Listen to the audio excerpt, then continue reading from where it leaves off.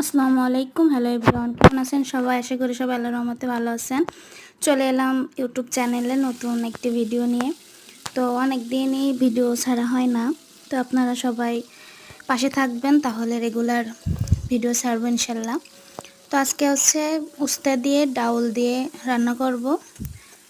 তো আপনাদের কেমন লাগে অবশ্যই জানাবেন। ফার্স্টে উস্তাগুলো ভেজে নিচ্ছি হলুদ আর লবণ দিয়ে সুন্দর করে ভাজবো, একটু ভাজা ভাজা করে, তাহলে ভালো লাগবে, তিতাটা অতটা লাগে না। তাহলে এখানে ভেজে উঠাই নিয়ে এবার আবারও তেল দিয়ে দিলাম, দিয়ে ডাউলগুলো দিয়ে দিলাম।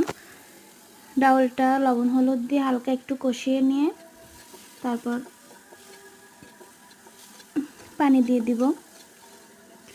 তো সবাই এর ভিতরে একটু সাবস্ক্রাইব করে রাখবেন, অবশ্যই লাইক কমেন্ট করবেন, পাশে থাকবেন, তাহলে আরও সুন্দর সুন্দর ভিডিও নিয়ে আসবো। আপনাদের উৎসাহিতা পেলে ভালো ভিডিও করব ইনশাল্লাহ। সবাই পাশে থাকবেন। এখানে পানি দিয়ে একটু গরম করে এর ভিতরে করলাগুলো দিয়ে দিলাম।